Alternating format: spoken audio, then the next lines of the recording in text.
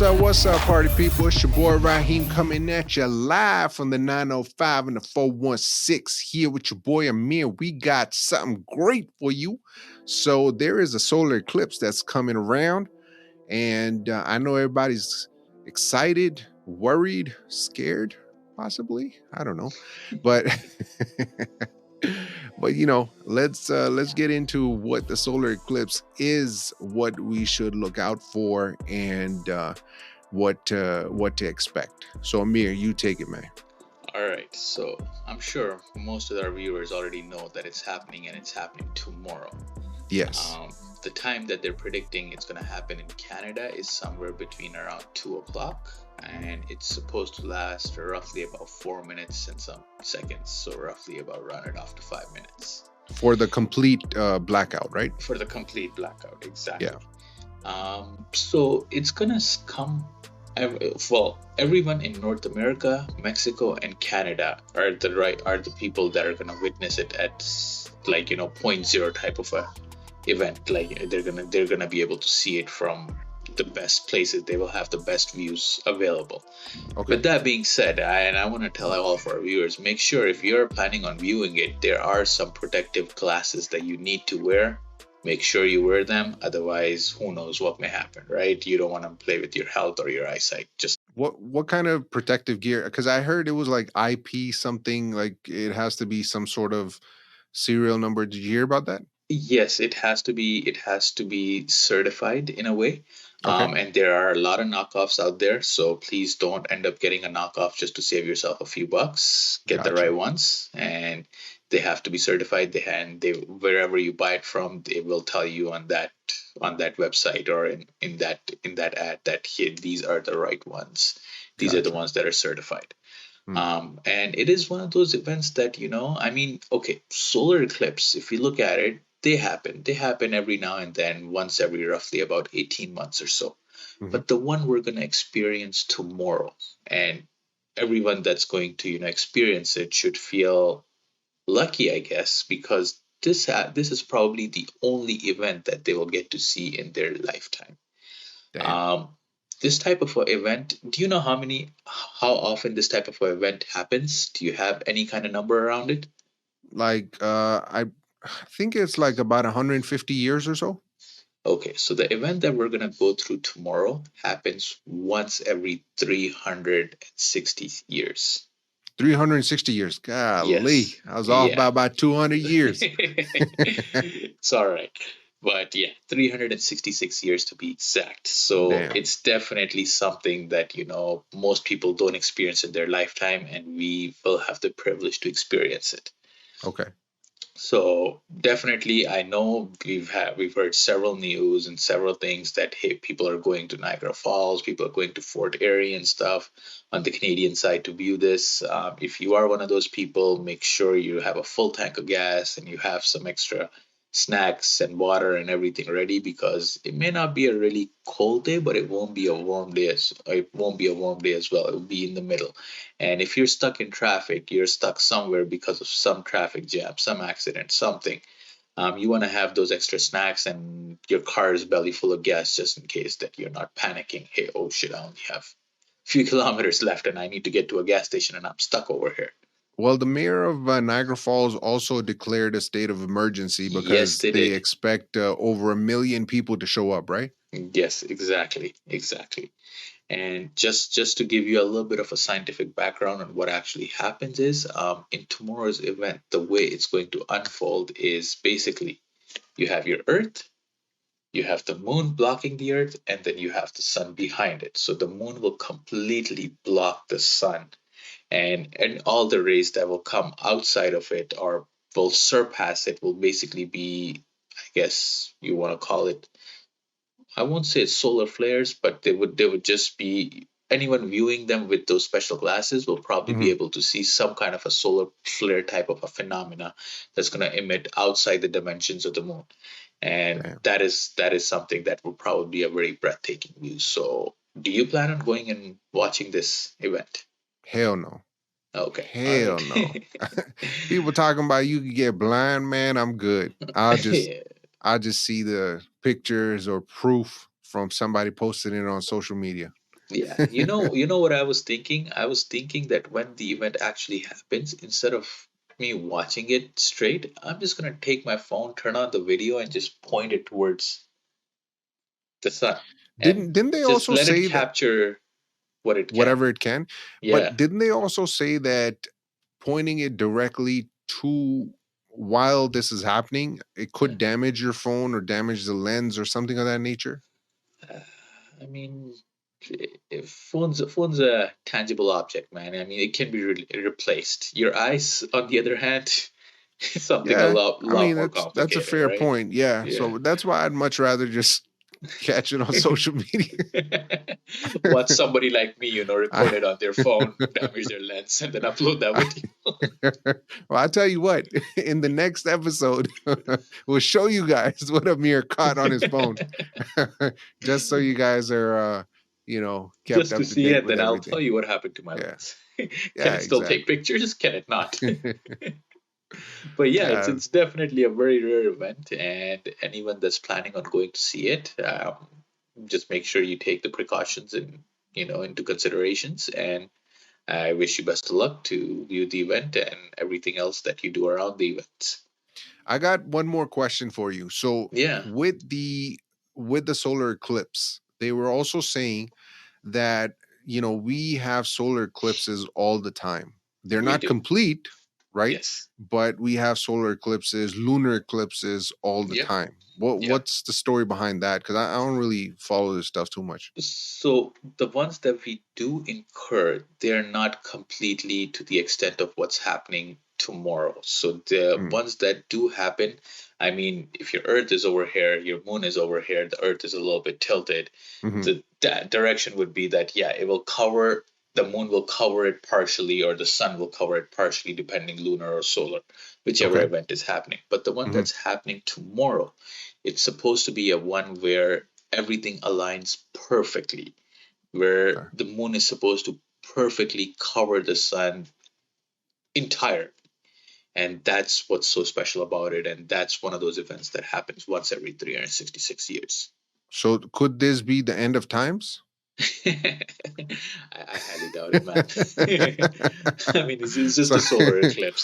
so Will it cause any interference to our satellites and stuff? I'm sure NASA knows, but if there was something like that could cause some kind of an EMP or something that would cause damage to the equipment over here at Earth, I'm sure we would have been notified. So I just want to be Factories would have been clear closed. that you are not proclaiming that this is the end of times by any means. I don't think so. You're not making that, real revelation No, that tomorrow's not doomsday. it's not doomsday. You're not projecting that out there. No, I Okay. don't think that we're in for such a ride tomorrow. Damn, I thought we had a And I hope headline, not. man. I hope I'm right. I thought we had a headline right there. No, no. Sounds good, But man. yeah, Sounds man, good. it's gonna be Like exciting. that's exciting for sure. Yeah, Now, the one other story I wanted to catch up on in this episode is I'm sure that anybody that follows any podcasts and is into the political sphere at all know of these two names, Ben Shapiro and Candace Owens. And for the past few months, actually, ever since I believe it was mid October after the October 7th attack in Israel, ever since then, Candace Owens and Ben Shapiro have been going at it toe to toe. So just to give you a little bit of background, obviously, Israel Palestine is a very controversial issue, very controversial. If you support one side, you are an extremist of that side. If you support the other side, you're an extremist of that side. It's just there's no winning in that debate.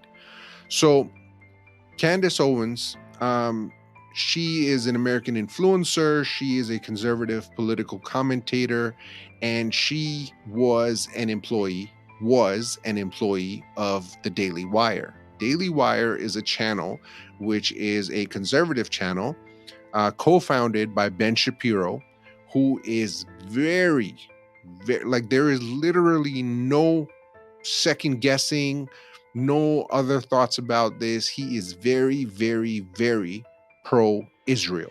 Okay. So, what does that mean? That means if there is, first of all, in Ben Shapiro's view, Israel can't do anything wrong. If there is anything that is said against Israel or, whatever the case may be against IDF, he comes to defend them. This is basically who Ben Shapiro is, right? His CEO of the company Daily Wire is Jeremy Boring, who is 110% on his side, which is fine. I mean, that's their platform. That's what they believe in. That's what they stand for. And that's okay because you know where they stand, what their values are, right? So now Candace Owens was employed by them. She hosts her own show on the Daily Wire. She has her own, or she had her own show. And so what happened was this all began with a TikTok video in which the 39-year-old editor-in-chief, which of the American media company, which is Ben Shapiro, criticized Owens' behavior on issues regarding the ongoing Israel and Hamas war, right?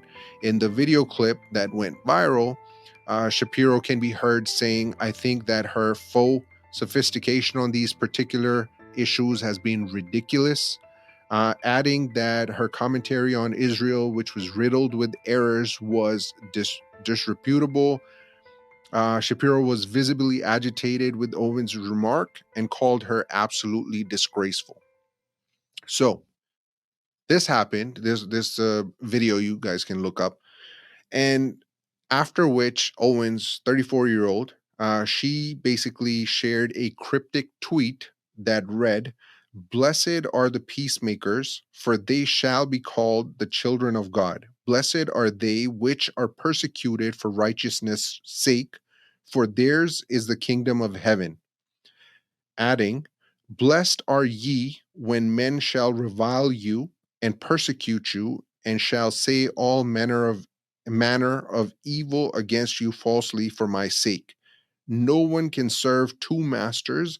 Either you will hate the one and love the other, or you will be devoted to the one and despise the other.